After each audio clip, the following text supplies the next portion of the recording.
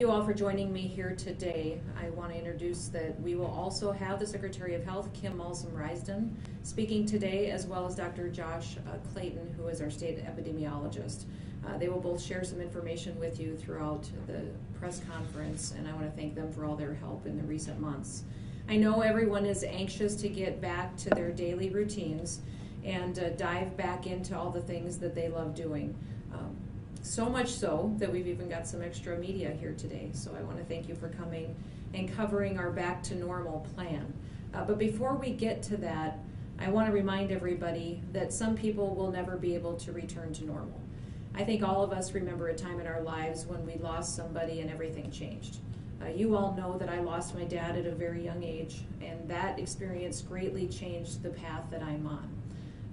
The infection and the spread of COVID-19 and the pandemic has greatly changed the path that many other people have been on in the state of South Dakota as well. We all knew that this virus would be deadly no matter what we did, and it stole husbands and wives, grandparents, friends, and those families and those loved ones will never be the same. These people, my heart breaks for them, and I will continue to lift them up in our families' prayers. What has been stolen from so many people during this pandemic, though, is time. For weeks, the most vulnerable population are moms and dads, our grandpas and grandmas, those who had pre-existing healthcare conditions. They've been isolated. They've been separated from their friends and people that they love. Then there's also the students. The vast majority of our students across the state of South Dakota have been served by teachers and administrators and schools that have done an absolutely fantastic job. But we also know that there are kids that we've totally lost contact with. We haven't heard from them, and their schools and their teachers miss them. My point is that in addition to the health costs that we've seen across our state, we're also going to see significant social costs of this virus, and it is historic in the very worst way. Now, I've stood before the people of this state many times. I pledged that the science and the facts and the data would drive my decision making as I worked for you. I also noted that my role as it relates to public safety is something that I take very seriously, but that ultimately it is the people themselves that are primarily responsible for their safety. They are the ones who are entrusted with expansive freedoms. They are free to exercise their rights to work, worship, and to play, or to stay at home and to conduct social distancing. Now, since the middle of February, I've been very clear with the people of this state that they need to take their responsibility for personal health and for safety seriously, that they should be practicing good public hygiene, that they should do social distancing, and overall, the people of South Dakota have done a tremendous job. Now, we saw our first case in South Dakota on March 10th. And our initial projections on that date showed that our hospitalization capacity was going to be unmanageable, that we wouldn't be able to take care of everybody. We took specific targeted steps to alter our path. We pushed our peak off into the future, and we cut it by more than 75%. And today, our hospital capacity greatly exceeds our needs that we will have. We have to remember that our objective from day one was not to stop the spread of COVID-19. The science tells us that it's just not possible. What we set out to do was to slow the spread and to flatten the curve. And so many people in our healthcare systems worked with us to make sure that the hospitals and the clinics that take care of people in South Dakota were not going to be overwhelmed. As governor, I did not dictate to the people of South Dakota. I didn't tell you what activities you could do, which ones were officially approved of or not approved of. I didn't begin arresting or ticketing or fining individuals for exercising their rights, nor am I going to do that today. I will, however, continue to lead, and I will help South Dakotans navigate a path forward in this uniquely difficult and challenging time. In South Dakota, in an unprecedented situation like we find ourselves in today, it publicly reveals the principles that we hold so dear. It is our people that makes us great. It is not our government. Many of you probably haven't noticed something when you walk into this room, but the door handle when you open this room has written on it our state motto. Our state motto is, "Under God, the people rule." That is what our system of government is all about. The people of South Dakota are the source of the power and the legitimacy of our government. Not the media, not the politicians, not political parties. That's a healthy perspective for an elected official to keep in mind. So with today's plan, I am not announcing any new government programs, more red tape, more prescriptive phases or tight controls or anything like that. That is not South Dakota. Rather, the plan I'm unveiling today puts the power of the decision making into the hands of the people, where it belongs. Today's plan relies on South Dakotans to continue to exercise common sense, reasonableness, innovation, and a commitment to themselves, their families, and in turn, their communities. First, we're going to dive into the testing and testing capabilities of the state, and I'm going to ask Secretary Malzahn-Reisden if she would come up to the podium and show what we envision to happen in testing in the state. Thank you, Governor Noem. I think we've talked on many occasions the importance of testing as we work on our COVID response. We want to test people when they have symptoms. We want to isolate them if they are positive. We want to notify their close contacts so that we can maintain and really put COVID into a box. That lets the rest of us be outside of that box and continue to live our lives. Relative to testing, we have a set of guiding principles moving forward, which are very similar to how we've talked about this from day one. We want all people that have symptoms of COVID-19 to get a test upon recommendation from their provider. This is not walk-in testing just because you want it. We have to work with our healthcare providers, and they are ready to help us get the tests that we need if we have the symptoms of COVID-19. We want to make sure that people can get testing if they have symptoms without charge. We don't want that to be a barrier, and the federal government has several options for people to make sure that testing is available regardless of your ability to pay. We also know that our testing plan will continue to evolve. It looks very, very different, the landscape today versus where we started, and it will look different in a week, in 2 weeks, and a month from now. We know it will especially evolve as we have more resources for antibody testing, which is a blood test that shows if a person has had COVID-19. Maybe they didn't know it, maybe they didn't get tested before, but there may be some immunity for that person. We also know that we'll be seeing more and more community-based testing happening in communities across the state. There was a time in our history when testing for influenza only happened in doctors' offices and was very, it took a long time to get those results. Today you can walk into a lot of pharmacies, you can get testing in a lot of different locations for influenza, and COVID testing will be like that in the future too. So our our plan will take into account the changes that we see in the testing landscape. The next slide. We've got 3 tiers of action that we're taking, and you've heard about many of these already. The first tier is to really work within our lab capacity across our state. We've got labs that are located in clinics, they're located in hospitals, they're located in our state public health lab. And to diversify the testing that they have available to test people with COVID-19. The reason diversification is important is because we know the supply chain is very fragile, and it's been a problem for us as we've gone along, and so having a diversity of testing is very important moving forward. We need to continue to advocate for supplies, and Governor Noem's been a huge advocate for our state to get us to the point that we're at, and that advocacy will continue to be important as we compete to get the supplies that we need to do the testing that we want to do. This testing does include that positive testing or PCR testing as well as antibody testing when that becomes available. We'll continue to support smaller facilities with the testing machines that we've been able to deploy, and we will be leveraging commercial laboratories to help fill the gaps where there's not necessarily lab testing available in some of our communities. Commercial lab testing is also a gap filler when volumes become too great. Our third tier is to support mass testing events, and those are really geared towards situations where we have at-risk, vulnerable people or hot spots in communities. And we also have the ability to use our mobile public health laboratory, which we use every year. We get to practice with it every year out at Sturgis for the rally when we do water sampling tests. And so It's a great resource. We're one of the few states that actually has this, and it will be a resource for mass testing in the future if we were to need it. We now have the capacity to test 3,000 people in a day. That is well beyond what the need has been. So I want to be very clear that people today, if they are symptomatic, there is testing available. Please contact your provider and you'll be directed to how to get a test. We're going to increase that testing to 5,000 people a day, and we feel that that will meet the need moving forward. What you see here on this map is a current landscape of where we have testing available in communities. We've got 108 different instruments available in 40 communities in the state.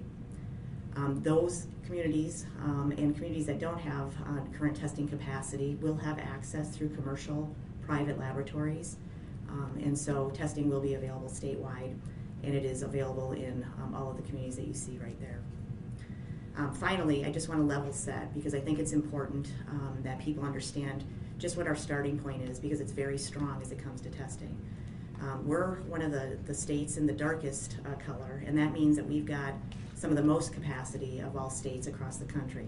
So our states and other states in the Midwest here are able to test over 900 people per 1,000 people on a monthly basis. That means we are well positioned to accomplish our plan to test every person that is symptomatic who needs a test according to their provider. We're on strong footing, and I'm very optimistic that this test will be ready to roll out in the coming days. Thank you. Now, I do want to remind everybody that as we do more testing in the state of South Dakota, we will see more positive cases. So don't be surprised when you start seeing our positive cases go up. We know we still haven't seen our peak infection or hospitalization rate, and that is what we will continue to focus on, is that hospitalization rate. That's the number of serious cases that will need care that we are building capacity towards. So we are still building capacity towards the projected model that I showed you several weeks ago, even though we are confident we will not need that full capacity.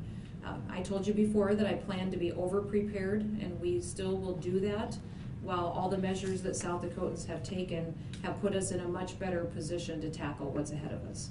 Now I want to turn to Dr. Josh Clayton, who's our state epidemiologist, to give us some information on what some of the new data is looking like for our state.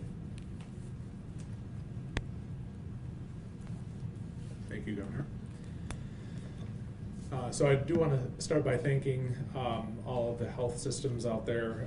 We've had constant discussion about where we're at with our overall predictions, and that has really helped inform our statewide model. So the information that you'll be seeing here momentarily is our updated projections that show the number of hospital beds that are needed to respond to COVID-19. And that really is decreased since the last time we spoke on based on the available evidence. So we have, if you look at the chart in the red, that's the no containment and no social distancing route. So if we had not implemented anything related to containment measures, so isolation of cases, doing the contact tracing, that would be that red curve, which we would have needed over 10,000 hospital beds at our peak, and that peak would have occurred much earlier. Based on actions that have been taken, both by the government as well as by individuals, it really has been able to decrease that. So on April 3rd, our projection, which is in the blue, was about 5,000 hospital beds and about 1,300 ventilators that were needed based on current containment, current individual action. And then on the 15th, April 15th, we had the green curve that was showing the hospitalizations that were needed. We estimated about 2,500 beds at peak would be needed to respond to COVID-19. Today we have additional updates in that yellow curve, which is looking at about 2,200 hospital beds, as well as about 600 ventilators that would be needed to respond to COVID-19. This is well within the projections that we had originally put out there. and which is in the blue, and that is something that blue curve is really what we're focusing on in terms of our overall preparedness. This slide does show the updated projections for South Dakota and some of the assumptions that have been modified over time. So the primary focus is on hospital beds. We originally predicted peak need of about 5,000 hospital beds, and that had been originally cut in half to about 2,500 beds, and that's really a reduction in overall hospitalization rates that we were seeing in New York and other jurisdictions. We then have a little bit of a decrease in our hospital length of stay, and that's what's driving the current changes. So we had about 2,500 beds that were needed at that time, reducing down to 2,200 beds as we see that individuals who are infected with COVID-19 that do need supportive care at that hospital level has been reduced from about 7 days down to about 6, as what we're seeing on the ground. The other information as it relates to this comes around the ventilator need. So we had originally predicted about 1,300 ventilators would be needed to meet that peak need. And what we're seeing now is it's been decreased down to about 600 ventilators at peak. The focus here is that individuals who are those most severely ill are not requiring ventilatory care at as high a level as had initially been anticipated. So really what we're seeing overall is a better reflection of what's happening on the ground in relation to individuals who are at greater risk for hospitalization and those severe illnesses. And so, it is important that individuals, as we're looking at revising these models, really do focus on what individual actions that they can take to decrease their risk of COVID-19. And that's focused on washing your hands often, practicing good physical distancing, calling your doctor and asking them about testing if you have COVID-like symptoms. And then, of course, staying at home if you're ill. That's probably one of the biggest things that you can do is, not being out within the community and potentially spreading COVID-19 to other individuals. So.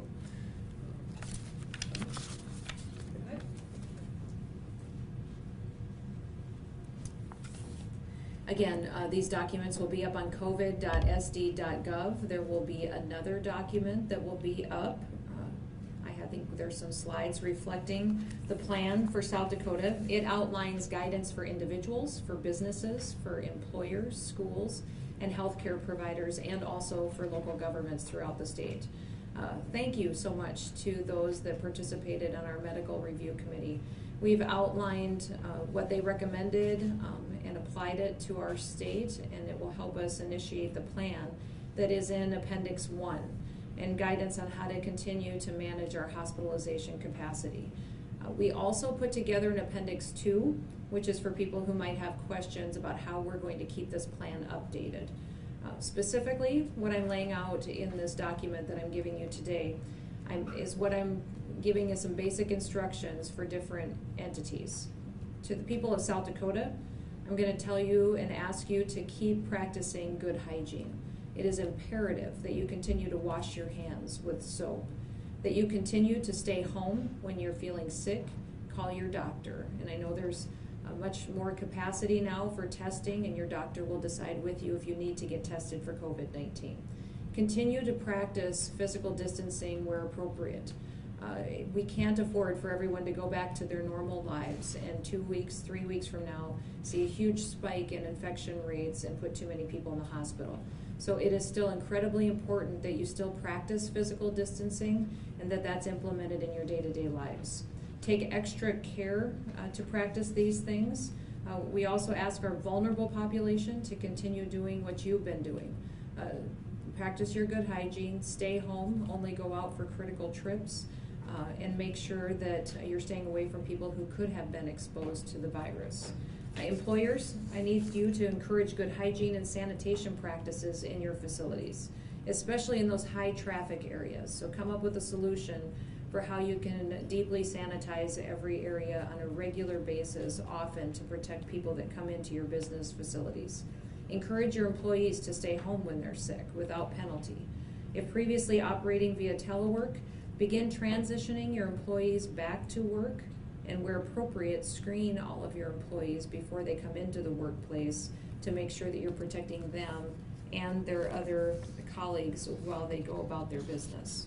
For schools, continue your remote learning, but also consider limited return in-person instruction to check in before the school year ends. I think it's good to get a good baseline on where our kids are at, help them be prepared for work that they can continue to do on a distance basis, and be prepared for the summer months and to hit the ground running come fall. Encourage good hygiene and sanitation practices, especially in high traffic areas if you do decide to bring those kiddos back into your buildings. For our healthcare providers, hospitals treating COVID patients should reserve 30% of their hospital beds and maintain appropriate stores of personal protective equipment to meet surge demand. It's incredibly important that they hold that reserve of bed capacity and that they are prepared with the personal protective equipment that could be necessary. Other hospitals and surgery centers must have updated transfer protocols and have adequate stores of independently sourced PPE. We talked about this yesterday, that they cannot rely on this Department of Health or the state of South Dakota to supply their PPE needs, that they need to be securing that from independent sources. And local governments, I want you to consider to being nimble and flexible. Look at current and future actions in light of these guidelines and be willing to adjust and adapt as we see how the spread happens across the state of South Dakota. And we are dealing with a very unpredictable virus. We're going to continue to let the science and the data and the facts drive our decision making here on the ground. But if we see clusters, if we see hot spots in the state, I am still prepared to take action county by county to put in mitigation measures that may be necessary to slow down the spread. I invite everybody to read this plan online at covid.sd.gov. And again, I know a lot of people are going to have a lot of questions. So let's all start there by reading that plan and take it day by day, just like we have been since January. And I want to close by saying thank you to the people of South Dakota. We are not out of the woods yet, but like I've said many times, this is a marathon. It's not a sprint. But it is because of your smart decision making that we're in the position that we're in today. So thank you for trusting me. Thank you for trusting my team. And I want to thank you for proving the wisdom of our founders by showing that people can and that they should be trusted to utilize their freedoms and liberties each and every day. So with that, let's open it up to any questions that you may have. Morgan at the Rapid City Journal. Go ahead, Morgan. I just want to be clear as possible. Will the state use the majority of its $1.25 billion in federal coronavirus aid to provide free testing for all uninsured residents, which includes all the people who were laid off due to coronavirus and lost their insurance coverage? This is Kim Olson-Rice, and if folks on the phone could mute your lines unless you're speaking. Thank you.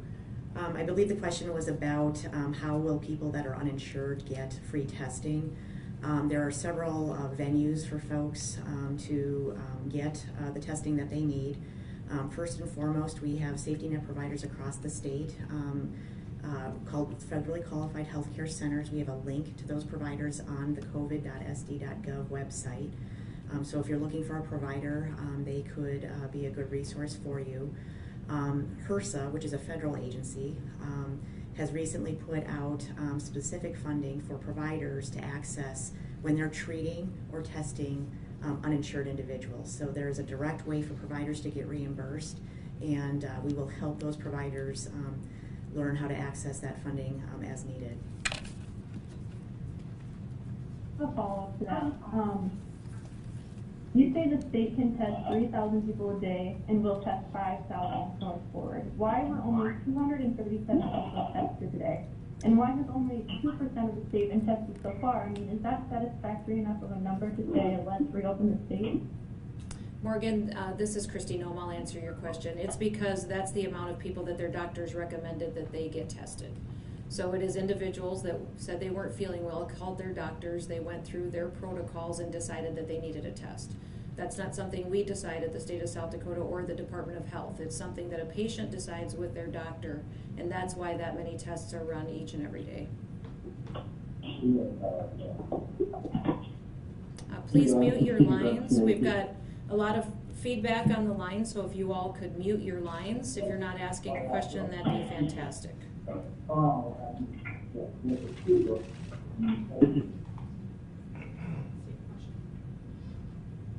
Is there a question in the room? Yeah, go ahead.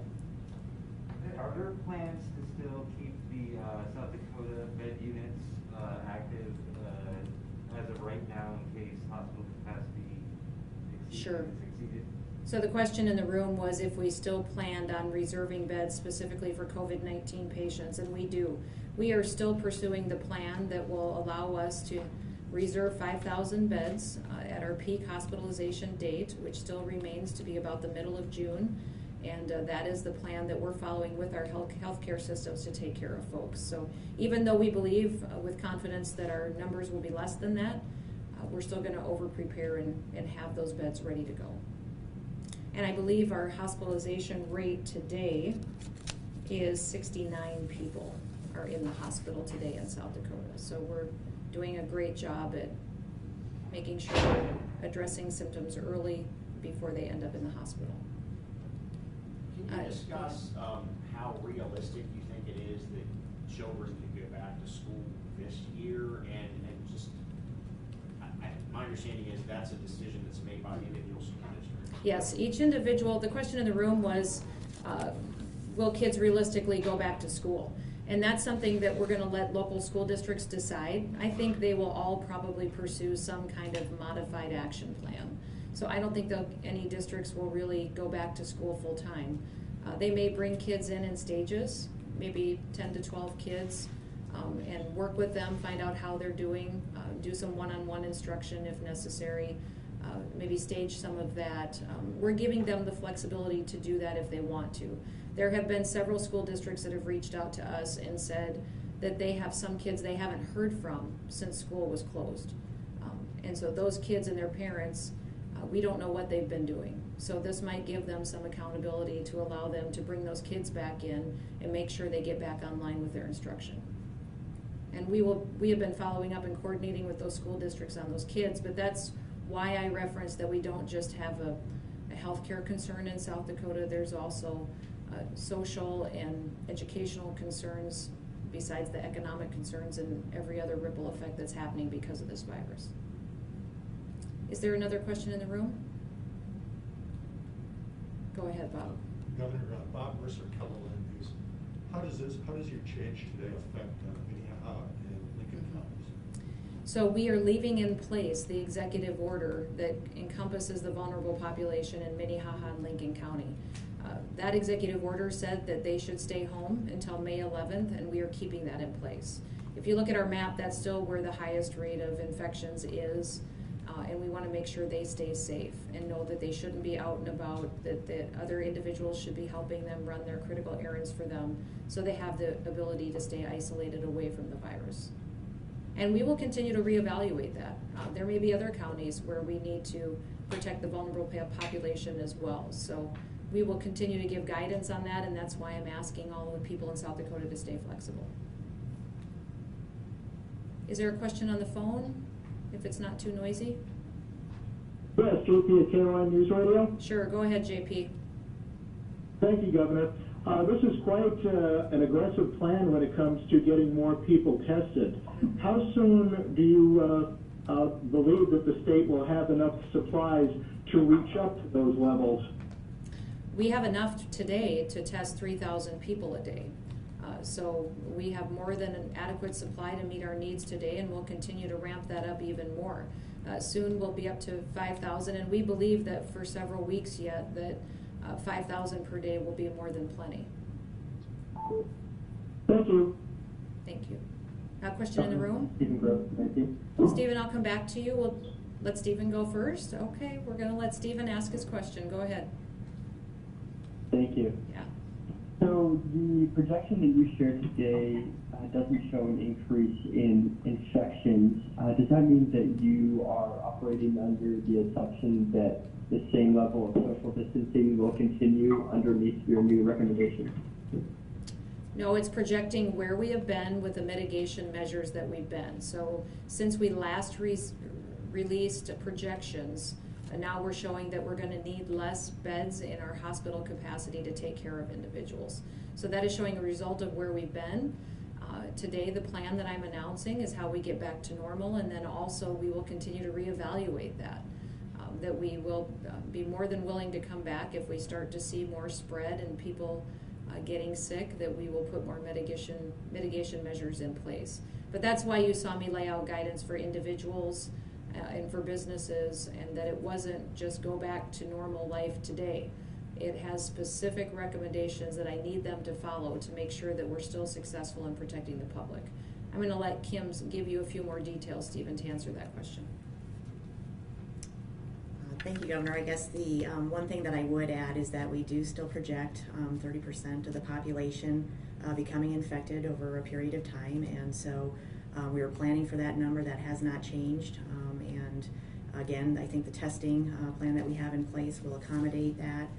We need to make sure that we can keep up with contact tracing so that we can, again, isolate people so that the disease does not spread as far as it might. But with these kinds of things in place, we think that we can be successful with the numbers that we're putting out today. Just so I'm clear, then, is there an estimate of peak infection that will happen with the new guidelines? Yeah. Stephen, the number of infections has not changed. Again, it's still based on the population. What could change, depending on people's behavior, is if they don't continue to do some of the things that the governor has laid out, we could see an increase in cases, and that's what we'll be watching for.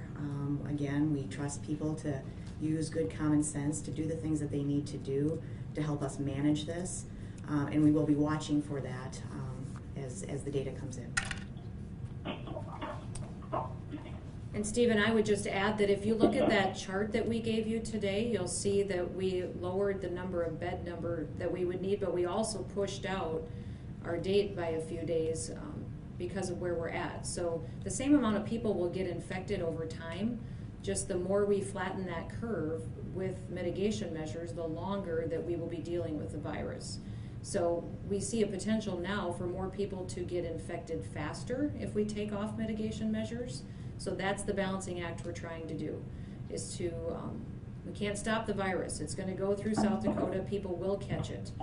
The number of people that will get infected won't change, but how fast they do and our ability to take care of them is what we're looking at. I want to be able to take care of everybody who's going to need hospitalized care or physicians' help to get through it, and that's how we're basing our actions. Governor? Yes, Bob in the room? Yeah. Will people get confused by this change in plans? You know, they could, but they've obviously been focused on what they can do to be a part of the solution. I think that's what's been remarkable about the people of South Dakota is they want to protect their communities, but they also see the other consequences of everybody staying at home as well. They're concerned about their businesses, their main streets, their families that want to put food on the table too. So I would encourage everybody that if you're confused at all, it's laid out in that document that's on covid.sd.gov. That's why we broke it down specifically for what individuals need to do. That's why we have a whole section on what businesses should do. We also have a whole section there on what healthcare providers should do. So if somebody's wondering, my kids haven't been to the dentist for a year and I've been meaning to schedule their cleaning appointment, go look at what the healthcare guidance is and call your dentist. Say, do you have personal protective equipment? Will you be open? What are you doing for mitigation measures to protect my kids while they're in there? And then you decide if you want to schedule that appointment. So it's not just like we're going back to schedule an appointment and just show up. I'm still asking that dentist to do specific things to protect health. I'm asking as a business for them to take measures to protect their patients. And I'm asking that parent, that individual responsible for that child, to make sure they're still taking actions, to ask a few more questions and be responsible to do it in a manner that will slow down the spread. It's all in that document, and the executive order for Minnehaha and Lincoln County for vulnerable populations stays in place through May 11th. And just know I could be back here in a week saying, you know what, we've got another hot spot, we're going to address it in a different county. Yes, Joseph.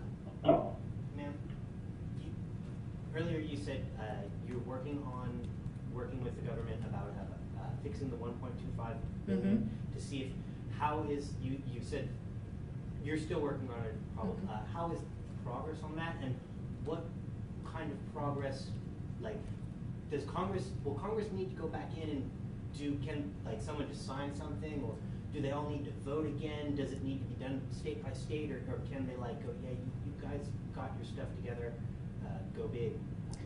There's a couple of different ways that we could see some flexibility with the revenue that we've received from the federal government. One would be for Treasury to give us some flexible guidance on how we spend the money. They give us the regulations between how we can spend it. Is this a viable expense? Is this not? So they could give us some flexibility there. My preference would be that Congress would pass it into law, that it's predictable, it's consistent, and that they would recognize that this is a problem for every single state in this country, and that we're the ones on the front line of this response, taking care of people, and that it's a recognizable impact that we're dealing with each and every day. So I do believe that's resonating. If you listen to members of the Senate and the House talk, they recognize this is an issue for states, and they indicate that they might consider some kind of adjustment in the future. Patrick? Patrick Callahan, South Dakota Broadcasters. County by county enforcement, just to follow up with Bob's question there, that's proven difficult in the past. What is changing, and how would that look if you had to go county by county? You know, I don't know if it's proven difficult. I think it's worked very well in several instances. You look at what happened in Beadle County, what the actions that Huron took were extremely successful. We've got other areas where they had several cases that popped up, and they took action, communicated with their business owners, recommended some protocols in place for individuals, and those counties went from having a handful of cases to having none today. So we've seen Smithfield and the issue that we've had in Minnehaha and Lincoln County. You know, the city has taken some action. The county and commissioners and I have been having weekly conversations.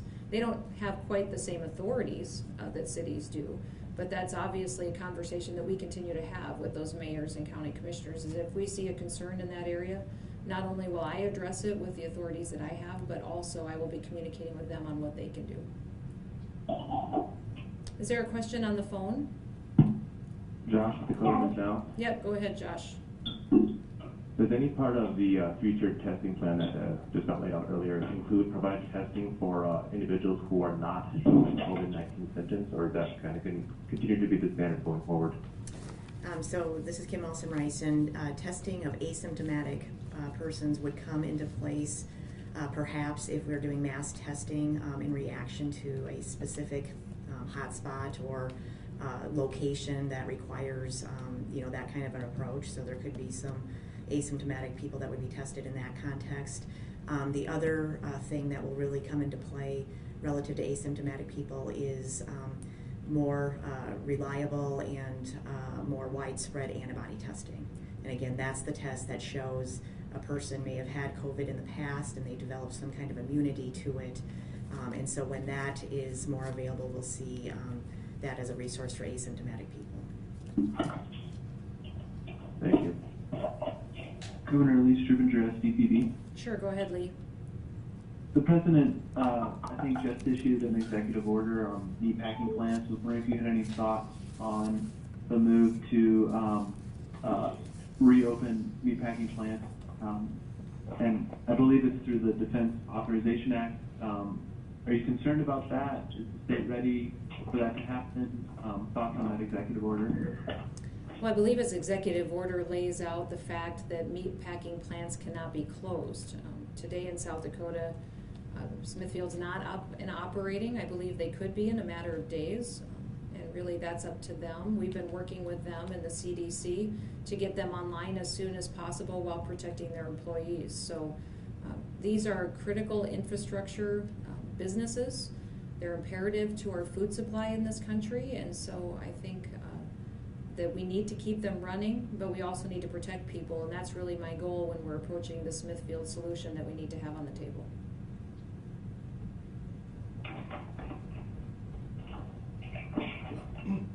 This is Lisa with the Argus Leader. Okay, let's go to Bob in the room, and then I'll go to the Argus Leader on the phone. Go ahead. Thanks. A number of states today announced significant changes president yesterday. What did he urge you? What was his message to the states in their conference call? Well, the president communicated his desire to see the country back open for business. You know, I certainly participated in the call and listened to the conversation, but we're in a different position than a lot of states are. You know, we just never shut down businesses. We didn't tell people to shelter in place. So I did with that conference call and the president's advice exactly what I've done since January, and that's listen, be teachable, take in information, but then make the best decision on what's going to work here in South Dakota and what I think is best for our people. That's my job as governor, and so I appreciated the insight in hearing what was happening in other states, but at the end of the day, if we can use some of that information to make better decisions, that's good, but I'm going to continue to reflect on what happens here in South Dakota and make adjustments. Lisa, was that you on the phone? Yes, there was. Okay, all right, go ahead. Yeah, are there any specific criteria that need to be met in order for the back to normal plan to go into place, or can those business decisions normally fix after the fact? Well, if you look at that document, it lays out that our testing, where we wanted it to be, our criteria for how we were going to deal with that, also our ability to care for individuals. It also lays out different mitigation measures that different groups of people could take. I'll let Kim give a few more of the considerations that people should be thinking about. Thank you, Governor. So Appendix 1 of the plan is the criteria for the plan to be initiated, and so there's 4 different categories. Symptoms is the first one, and that is where the testing capacity really comes into play, as well as the monitoring that we can do at the state level of influenza-like illnesses and how many clinic visits are associated with what could potentially be COVID-related illnesses. The second main area is cases and what is happening with our overall trajectory of cases over time, and so we want to see that trajectory moving downward. We also want to have awareness around clusters, and we don't want to see clusters that are posing a risk to the public, and there's some specific criteria for what that means. The third area is around hospitals, and hospitals have to be able to treat people without crisis care standards. That there has to be testing programs in place for healthcare workers who are especially at risk. And then hospitals have to also have adequate PPE supplies so that they can equip their healthcare workers to stay safe. Finally, we added some things at the state level that are going to be really important for us to be successful. The first is that contact tracing, and we've talked about that on numerous occasions, that we're able to keep up with that and to isolate people as needed. The last thing is that we have capacity to help businesses in the state, and that's beyond just the Department of Health, but other state agencies and other industry groups play a role in making sure that businesses have the guidance and the help that they need to help their workers stay safe from COVID. And so the last part of the plan is to make sure that that's in place, and I'm happy to report that it's in place as of today. Governor Seth Tucker, SDPV. Yes, go ahead. Park Service said today that fireworks will go forward July 3rd at Mount Rushmore. That's an event that has drawn tens of thousands of people in the past. So what's the plan there to keep that from becoming a potential COVID hotspot? Yeah, we're excited that this will be happening at Mount Rushmore. We've been working on this for quite some time. I want to thank the President and the Department of Interior for working with us to make it happen. We'll continue to evaluate what the crowd looks like and how we'll be able to facilitate that event, but regardless of how many people will be there, the fireworks will go off, and I can't think of a better way for us to celebrate America's birthday. Are you concerned that it could potentially spread the infections around with that number of people gathering in one place? No, we're going to continue to evaluate the event and what it looks like, if people will be there, how many people will be there, and how we'll facilitate it. So obviously, public health will be a concern into the future, and we'll make adjustments. Governor, this is Stephen Grove from AC. Sure, Stephen, go ahead. So with the president's order coming today on not allowing closure of meatpacking plants, I'm wondering if that would limit your ability to ask, as you did a couple weeks ago, to call on Smithfield to close temporarily. We're not in that situation. Our meatpacking plant has already been impacted. That happened several weeks ago. So, we'll continue to evaluate and work to get them back up online. I know the president recognizes how important these businesses are, and I think that was the purpose of his executive order. This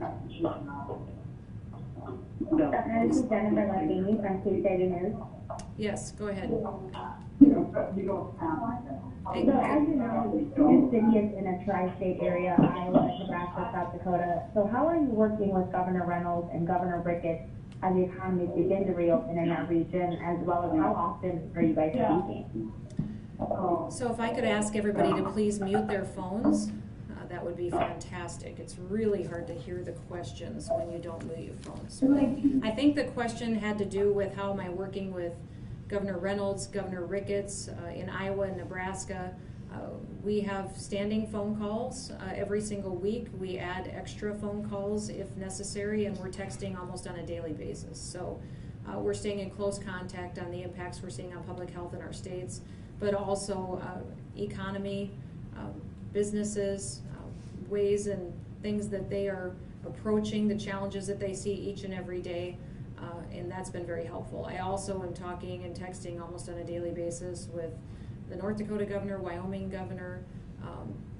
We just have been comparing our regional situations that we find ourselves in and asking questions to be more informed about what's happening on the ground there and how we can be better prepared to protect our folks here at home.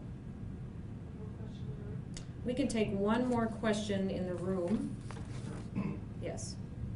For television. Mm-hmm. Okay. Okay. Can you help me out by just telling me what the major timeline is? What are the points of change? So Bob was asking if I could give a short summary of what this plan looks like today. And what I'm going to do is continue to encourage South Dakotans to exercise personal responsibility. We are going to make sure that they have the ability to conduct business, that we have guidelines for them that we'd like to ask them to follow. We would like folks in the vulnerable population of Minnehaha and Lincoln County to stay home until May 11th. Know that we're going to allow restaurants and gatherings of individuals as long as they continue to practice physical distancing and they have a rigorous sanitation protocol that they follow. We'll be working very closely with our businesses and areas that people gather to make sure that they're protecting public health. We've given some guidance today to healthcare providers, not hospitals, but those specifically that were asking us a lot of questions as far as chiropractors, dentists, orthodontists, ophthalmologists. They will be able, as long as they secure proper personal protective equipment, to reopen and take care of individuals, but they need to make sure that they have protocols in place to make sure they're enforcing physical distancing and using protective equipment to keep their patients safe. This is something that I, again, am showing South Dakota that I trust them to make the right decisions. We will make adjustments as necessary on a county by county basis. But what you have done has had a tremendous effect on our ability to fight this virus. We have lowered our hospitalization rate. We have lowered our need for ventilators. We've lowered our need for ICU beds. That's all very good and encouraging. That means that by letting people use their liberties and freedoms, but still take responsibility for the situation we find ourselves in, that they've done something remarkable here. And I'm going to ask them to continue to do that while they start to go back to their normal day-to-day lives, but we are not there yet. We are not back to normal day-to-day life where tomorrow you wake up and act like this never happened. I need you to continue to follow the guidance I'm giving you, and it's all on covid.sd.gov. It is there. The executive orders are there, but there also is a document called the plan, and it's the plan for back to normal, and that is what all of us today in South Dakota are agreeing to that we're going to follow in the coming weeks to make sure we're protecting this state and letting the virus move out of South Dakota and be successful and continue to live the great life that we do every day. Sound good? Thank you, everybody.